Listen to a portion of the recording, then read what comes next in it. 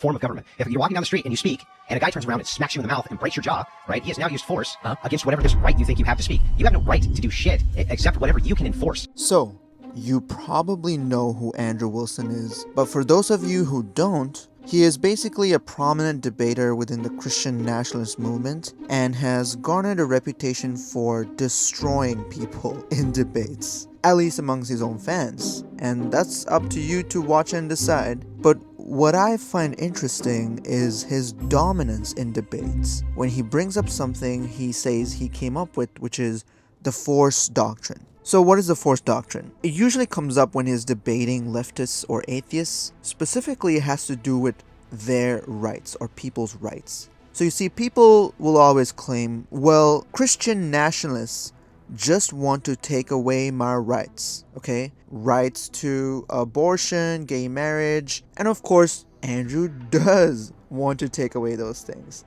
And he's not shy about it.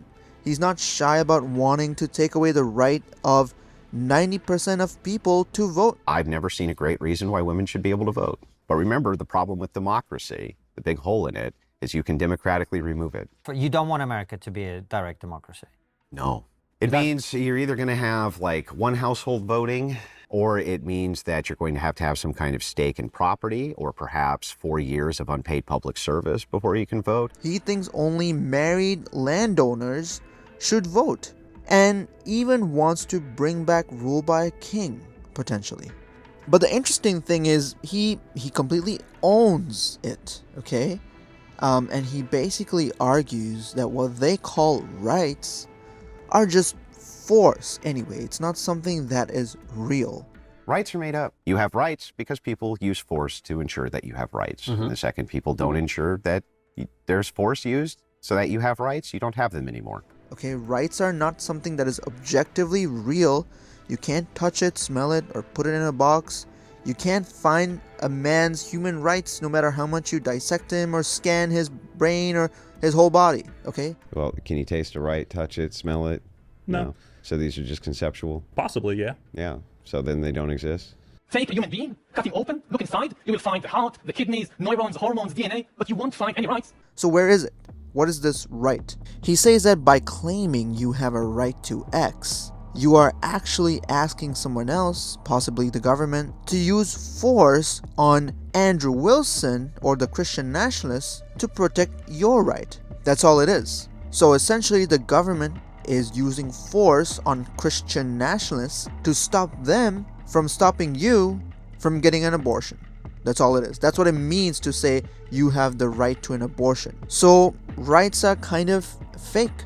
You're just appealing to force. Therefore, says Andrew Wilson, if his side, the Christian nationalists, take power and use force on you and take away your rights, you can't say anything about it because it was all force anyway. That's what you were doing in the first place. Sort of like, may the best and strongest win, right? Now, I think this is true from a technical, mechanistic sense. Yes, rights are just a social construct.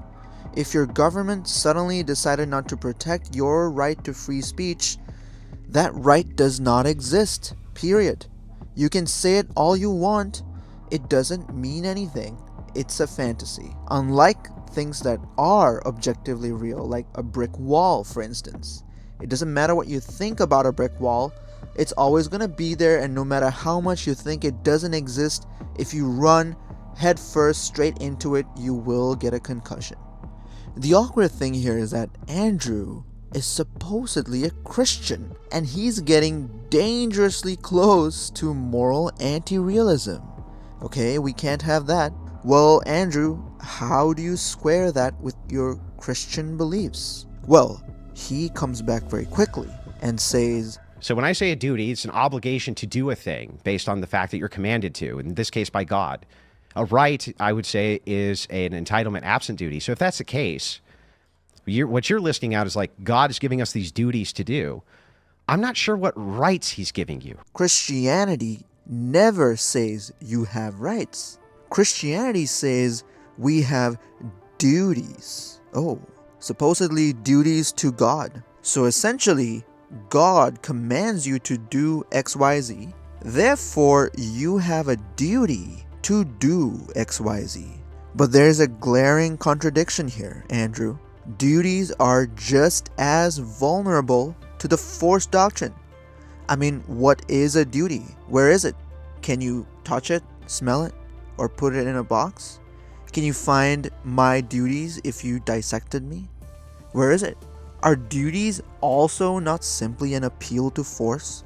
If you have a duty to pay taxes, and you fail to pay your taxes, but the government does nothing about it, doesn't make you pay, or there's no penalty or no prison time, does your duty to pay taxes exist? No. It's just in words, written somewhere, but it's not real, okay? And you can say the same about jury duty and the draft. The only way those things are real is because if you fail to do them, the government is going to use force on you, and oh my god, it's a lot of force. You do not want to be caught with tax evasion, not serving jury duty, or dodging the draft, okay? And even if God gives you duties, how does that make them real? Except that God will punish you or send you to hell. So it's still force. So duties are also fake and a social construct, just like rights, because they're only real if they're enforced by force. So here I am pointing it out to you, Andrew Wilson. Your duties are also fake and made up.